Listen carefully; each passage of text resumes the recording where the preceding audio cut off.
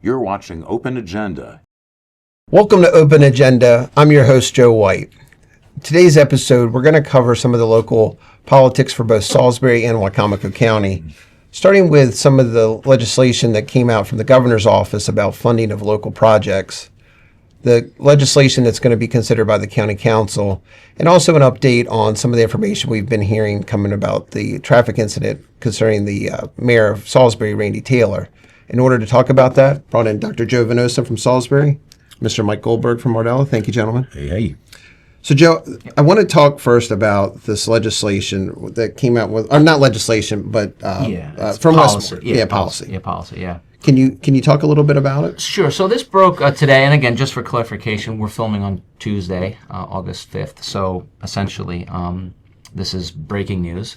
But what came out and was reported to local media very recently was that there is a series of, quote, high priority projects that the governor's office will essentially transfer funds to for economic development. And that's through this program, the Maryland Coordinated Permit Review Process? Yeah, basically it's a way, and again, permitting form is a big thing all over the country, frankly all over the world, in a lot of nations where there is that kind of bureaucracy. There's, huge concerns about development, environmental issues, and so this is not a particularly new thing as far as... I think you said they have it in New Jersey now, right? They are trying. Well, I mean, they want more of it for obvious reasons. Yeah. But the whole idea of permitting reform is essentially to get projects to move quicker, right? That's the sort of key goal, especially when it comes to housing and economic development. Now, the issue here is this. Traditionally, when cities or towns or any kind of municipality is engaging in an economic enterprise, the developers and the authorities are going to, engage in an LDA. Essentially, an LDA is part of the broader set of agreements that happen in terms of how a project is done, how it's financed. Like I'm going to build 200 units on this piece of property and Correct. 180 parking spots next to it. Okay. Absolutely. So that's been something that Salisbury has certainly engaged in the past, and in the last 8 to 10 years, it's really been sort of going at full speed. Kind of going back to Jake Day's term. Well, that essentially was Jake Day's political existence, was theoretically economic development. Now, here's the concern.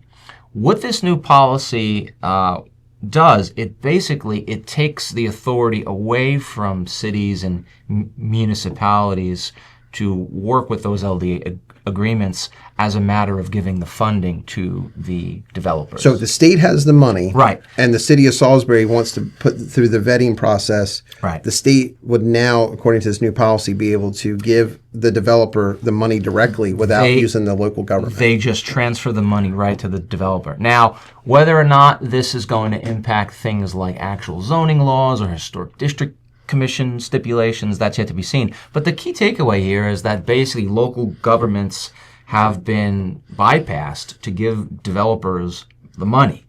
Now the question is, okay, if they can use that, what's going to happen? But if they can't use that, does it just mean that state money, which is our tax money, does it just sit there in an account in perpetuity? Well, Mike, you've covered two stories in the last few months that I think relate to this. One being the planning and zoning meeting in November of 24 for the density increase in Salisbury, but also the biodiesel refinery out on Atkins Road. I mean, that's a situation where the state gave a developer of this biodiesel refinery money directly, and that gentleman usurped local laws. I mean, lied on permits.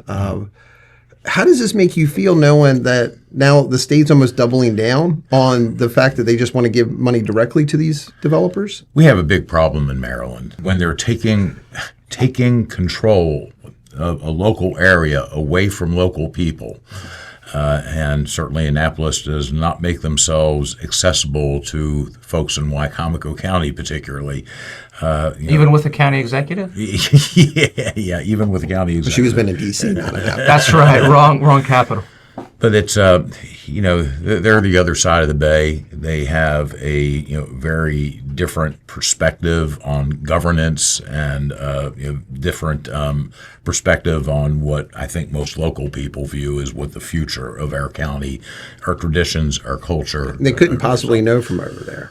Well, they couldn't. But And don't we have the Secretary of Housing from Salisbury? Well, Jake Day, Right, but I think we've shown that that's the problem when you. Yeah. And he's come out in support of like the hotel over on Lot 10, where it's like, we just give him the money. Well, it's not his money to give away. He thinks and it it's is, really though. it's Randy Taylor's fiduciary job to say, hey, listen, I got to make sure these things are built to the specs that we've agreed to. And this is part of the issue, and I don't disagree with that. And I think generally it's a problem in most states, but when you have people who are supposedly from here representing us that are in a cabinet position in Annapolis, I think that also perverts perhaps what people over there think, even what locals actually want here. Because if you've got one person who is the former mayor saying, this is what's needed, this is what we want, give it to these developers, some of whom are my friends' campaign contributors, okay. But that kind of creates a narrative that is not just dishonest, but actually warps the whole idea of what these projects are intended to do. we have to understand that politicians like Jake Day, even though he may be from here, he may have been born and raised here, he has higher political aspirations. And what he's doing is simply, as with many people, including, in my opinion, our county executive, their positions as mayor or county executive, respectively, are nothing but a stepping stone to higher office. So I have to ask the question, do they really care about us here, or do they care only about their own political futures? And doesn't it make your shoulders sore when people are stepping on you as a stone all the time? I tell you what, don't like it at all. So speaking of local representation and the ability for the public to get information, Delegate Chris Adams is going to be at the Westside Community Center on Tuesday, August 12th, so next week, 6 o'clock, and it's out in Bivalve. If you've never been out to the Westside Community Center, it's actually the only community center that's owned by the county. It's a neat place. It's kind of a neat place to go out to around Christmas time. They do a nice Christmas program out there. But it's a good chance. He's there specifically to talk about the state park, which is going to come back up now that they're getting ready to close that deal. We've covered that in the past. But we've talked before, like sometimes we're at a disadvantage here because we're mostly represented by the minority party and, for Wicomico County and our state representative or our state government. But like you said, former Mayor Jake Day, he's the Secretary of Housing. You would want them to have our best interest, but circumventing our local government does not feel like a good way of doing that. Not in my view. Well, it's happening on so many different levels. I mean, clearly there's a lot of opposition to residents on the west side to the prospective Wetumpka State Park, but they were ignored. We saw the same thing with the biorefinery. I want to bring in Jim Atkins, and I want to talk specifically about the legislation that our county council is going to consider tonight. And then, Mike, if you would come back, I do want to talk at least briefly about the traffic incident involving Mayor Randy Taylor. Okay? So stay with us. We'll be right back. Welcome back to Open Agenda. So in to talk about the county council meeting on Tuesday is Mr. Jim Atkins from Ardella. Dr. Joe Venosa, thanks for sticking around. Thank you. So gentlemen, there's two main legislative items on there. They're going to have to discuss to override the veto of the vehicle legislation that the county executive vetoed, and consider and hopefully pass the codifying of the hours for the landfill, which will also eliminate out-of-county trash. I want to talk first about this vehicle legislation. This process, Jim, started back in November of 2023, right? 23. Almost 2 years ago. Yep. Next item on the agenda is proposed legislation to establish procedures for the use and operation of county-owned or leased vehicles. List of complaints and concerns from citizens asking what can be done about sometimes misuse, sometimes people not understanding. Our main things is that all the county vehicles have a seal on them. Is that a problem with you guys? I don't have a problem with it. I mean, if you think that every car needs to have a seal, I have no problem making sure that the new seal is on all the, I mean, not the new seal, the original seal is on all the cars. I mean, that's fine. We have to claim whether it's business or personal travel. We pay for that. So it's a fringe benefit. Like for me, for example, when I drive to work every single day in that Tahoe, it's personal. It's 10 miles I have to claim that comes on my pay. Also, though, I really wish that the first time we were hearing about this wasn't right now. They had a work session with the council, county executive and the council. And, what came out of that work session so many years ago? Well, the work session was the Councilman Holloway basically explaining that the reasoning for it, that, the community liked to, that they saw a local government vehicle to know what local government it belonged to and who was out there, whether it was their county or somebody else, and to show that the county was out there working and they could see people going around. And his suggestion at that point in time was that the county vehicles all have county decals placed on them. The executive agreed with that. Matter of fact, in a period of about 4 minutes, she agreed with it twice that all county vehicles should have county seals on them. That has apparently since changed somewhere between November of 23 and August of 25, because her vehicle still does not have decals on it. Well, that original legislation went into effect on March 10th of this year, of 2025. Yes, after the veto and after the override of the veto. Yeah. Yes. So, they had work sessions, they had discussion, they had public hearings, they voted publicly. She vetoed it, they overrode it. And then it still went into effect March 10th. Yes. And since March 10th to this meeting, coming up in August of 25, all the other county vehicles have decals on them, except for the county executives.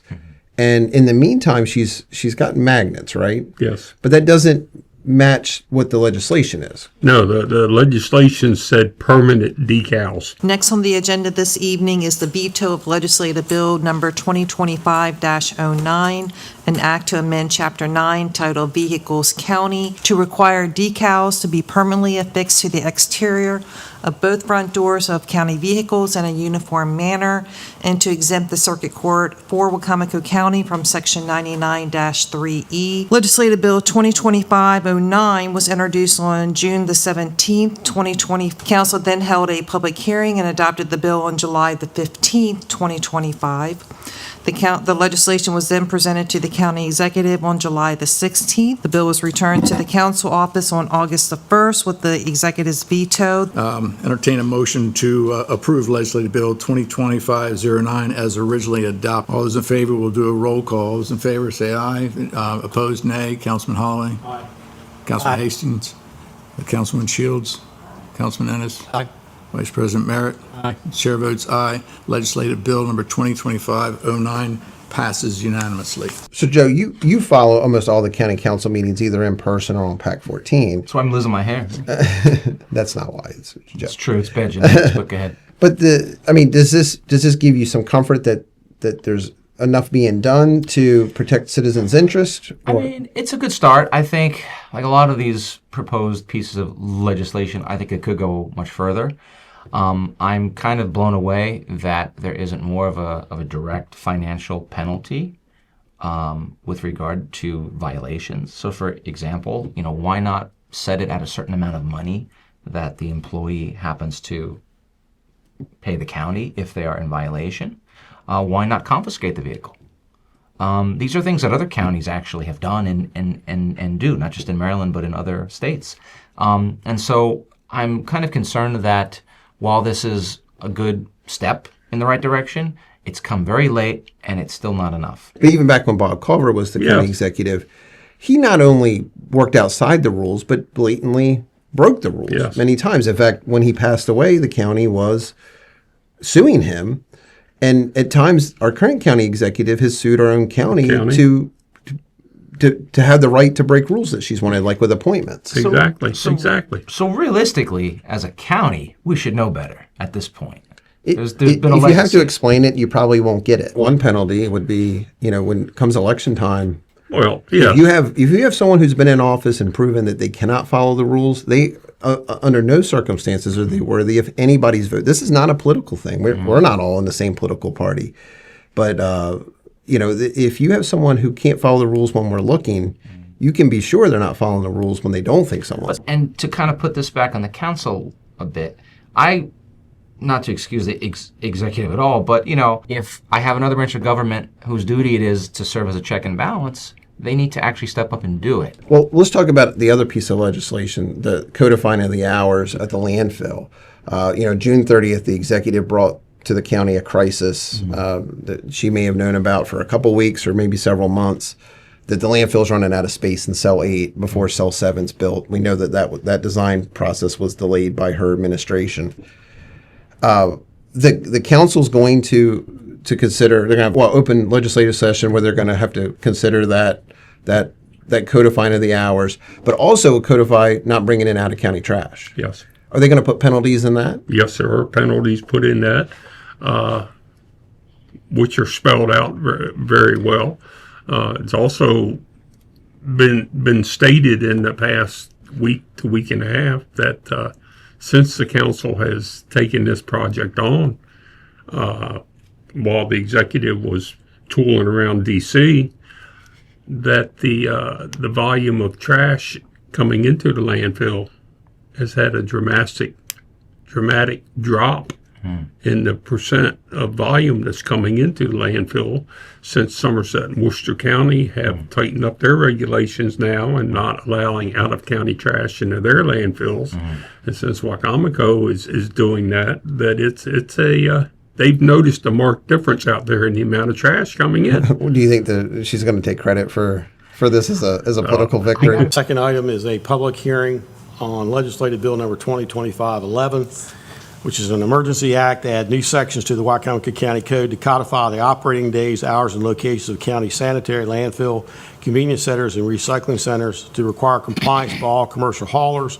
They add definitions to prohibit the unlawful disposal of solid waste originating from outside of Wacomico County and provide penalties for violations. I think we have some amendments that we were, after several work sessions on this and discussions. We have several. I know we do have Mr. Spavey is here, Mr. Adam Corey is here, as well as Mr. Illuminati. If you want to come to the table, please do. All those in favor of legislative bill number 2025-11 as amended, we'll do a roll call. Sorry, Councilman Holloway. Aye. Hastings. Aye. Shields. Manis. Aye. Merritt. Aye. And the chair votes aye. Legislative bill number 2025-11 as amended passes unanimously as an emergency act. But also, we noticed that the landfill did not close on Saturday, August 2nd, correct? Correct, and the haulers were not made aware of that decision until Friday, with a lot of phone calls and a lot of council people calling the executive's office saying, is the landfill going to be open tomorrow or not? Well, People want to know. I think we all knew she would ultimately surrender. She didn't want to, and that's why she waited to the last minute. But she, when push comes to shove, she really is holding the bag on this because it is her fault entirely. And so I'm glad that she surrendered on this particular issue. And the question becomes, is she going to try to subvert the laws in the future, even after this legislation is Well, passed? I'm not as sure that she has surrendered as she has not gone back to her typical playbook. And I'll use the Board of Education as an example again. The bait and switch. The bait and switch and creating a crisis and then all of a sudden swooping in and the crisis is solved. So you now we have a landfill crisis and all of a sudden here she comes swooping in, So the problem is solved. So is it fair to say that she never intended to close the landfill in the first place? Am I wrong on that? You'll never know. No. We'll never know. You'll but- never know. Well, if you've got people on record saying proudly that they bait and switch the public on all times, I guess it is true. Maybe she didn't surrender. To Jim's point, was it ever her intention to raise our property taxes higher than they needed to be? I mean, her own admission is it was a bait and switch thing. It just the rest of us are here just waiting and with bated breath to find out. The council drew a line and said, this is going to happen. And it's happened, but she's going to turn it around, and she and her people have saved the day. Now, I'm not denying that I think Adam Corey has had a lot to do with it. There's a lot more thinking and planning going on at the landfill since he arrived than I think probably has been done in the past 6, 8, 10 years. But, were they forced into this corner where they had to do something? Yeah, the transparency and accountability level goes up if the council stays involved. Yes. Well, speaking of that, I want to bring Mike Goldberg back in, and I want to talk about another executive in our area, Randy Taylor, the mayor of Salisbury. Publicly, he had a traffic incident, and he was actually scheduled to come on the show with us today. I want to talk a little bit about the information we do know, and also maybe put a little bit of a break on some of the speculation that's already out there. So, will you stay with us? Yep. So when we come back, we're going to bring back Mike Goldberg and talk about Randy Taylor. So stay with us. We'll be right back. Welcome back to Open Agenda. So we want to touch base on a news story that came out on Monday. Mayor Randy Taylor was in an accident, and a small accident. But to talk about that is Dr. Joe Venosa and Mr. Mike Goldberg. Thanks for sticking around.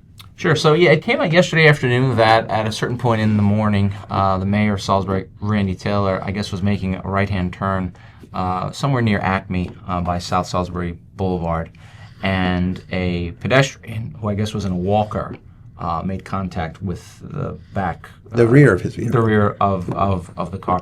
No one was injured. They both refused medical attention. He remained at the scene. And the authorities came in and took state police came in. State police came and did a standard BAC test, which is common in those scenarios, and then they took the report.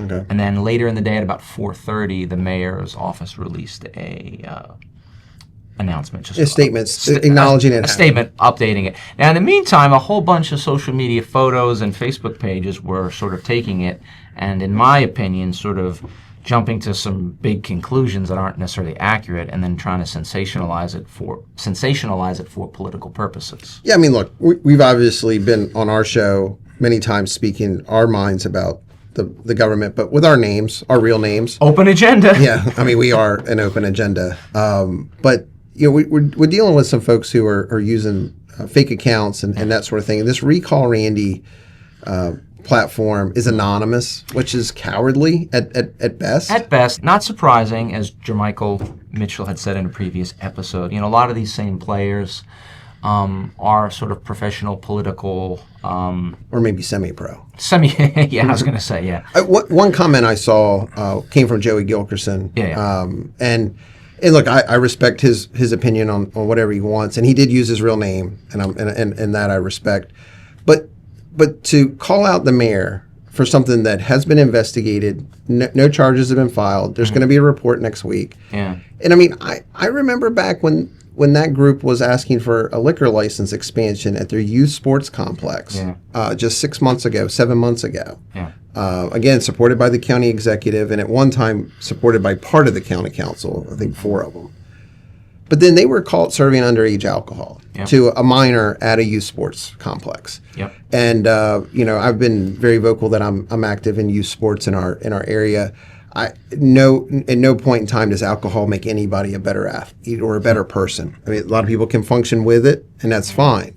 But there's a lot of folks who no one's better off. And accidents happen, and we don't know all the circumstances. We're definitely not defending Randy Taylor. We're just stating the facts that are out there right now. Right. We shouldn't be jumping to conclusions on things. Let the investigative process, being performed by law enforcement authorities, get completed, and we'll see what happened. Excuse me, but this is the problem when you bring in the social media dynamic, is that people then are going to run with it immediately based on what advantage can you gain from it. And so Joey Gilkerson, who has a particular, I think it's obvious, very open political axe to grind against the mayor, who really shouldn't be in a moral position to criticize anybody in terms of alcohol. Because it happens. Yeah, I mean, look, if you're serving... you got to pay the price when it does. Right, absolutely. And if it turns out the mayor, is in fact culpable in this, then he should be held accountable.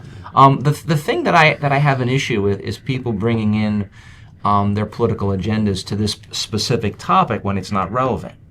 And just to speak on that for a moment, one of the things that I was particularly upset about was that there were a lot of people who I know, who even politically I'm very much aligned with as a progressive, and they brought up the mayor's rejection or I guess hostility toward the Pride crosswalk in social media comments to sort of make a point about the accident. Like someone had said, well, I guess you can at least say that the Pride crosswalk has never caused an accident. Now, I don't know what that has to do with this car accident, but I thought about it. I was like, what if, God forbid, my son had been hit by a car, by the mayor or anybody, and somebody used that same comment to score a cheap political point. How would I feel about that? It really marginalizes the people involved. And we don't know, was Mayor Randy Taylor the victim, or was the person in the crosswalk the victim? We don't really know.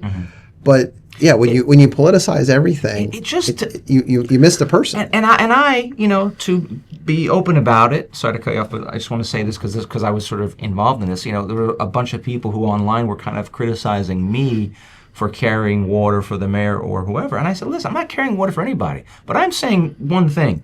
You can't make everything about politics, especially when it doesn't relate at all. And you can't use sensationalist stuff to jump to conclusions when there's an investigation. I would want the same courtesy to be applied to me or you or Mike or anybody. And it's really disheartening when there are people who, let's be honest, have political ambition in upcoming elections who are trying to game things right now for their own purposes. It's really disgusting. Well, when you're using character assassination for political purposes, I have a problem with that. Here on Open Agenda, we may attack politicians, but we're attacking them for their policies, for their conduct. We're not attacking them personally. We're attacking what they do. In this case, I think Mayor Taylor is being attacked personally on an issue that has nothing to do with the way he governs, nothing to do with his policies. So let's stick to the policies and leave personalities out of it. And that's been often my response to sometimes when even I've been kind of sort of approached by some progressives. They say, well, how can you be friendly with the mayor over the Pride Crosswalk? I was like, well, look, I disagree with the mayor probably about 90% of the stuff. I'm very supportive of the housing policy because I think the housing policy, it makes a lot of sense. But that doesn't mean that I'm going to go out there and literally spread rumor or make accusations that I know aren't accurate. Yeah. Again, to as you said, political objectives, people will use any means necessary, and we see it whether it's on the left or it's on the right. We're seeing it from both sides. We have a lot of extremists on both ends of the political spectrum, in and this just county. ambitious people too who want to. Well, there's a reason behind Their ambition, whether you take someone like Jake Day, who's a Democrat, or someone like Julie Giordano, who's a Republican, is by splitting us up. They can control one side to the other. Divide and conquer. Yeah, divide and conquer. But the truth of the matter is, just like in our group, in our larger group, the people behind the camera and the other parts of our group, it's not a political thing. It's about how do you live in your house. And Michael Langford said it last week. Yeah. I don't really care as much about national politics because it's not where I live. I live here. Right. Any of us could be in a crosswalk and have a pedestrian just a little bit too close, or we're closer than we think. And if we stay at the scene and the police are going to do an investigation, then I think we're owed the benefit of the doubt, at least until the report comes out. Yeah. And then if there's consequences to be paid, absolutely, they need to be paid. Let the facts come out. Yeah. Now, Mary Taylor did say, and we can't really verify it, that the gentleman's walker was broken, or the pedestrian's walker was broken, and a new walker was donated by the Lions Club later that afternoon. That's at least part of the speculation, but that would be the best happy ending for Good on the Lions Club. Thank you. Well, thank you, gentlemen. Yep. Appreciate it. Thanks for watching this episode of Open Agenda. We'll be back next week with another new episode.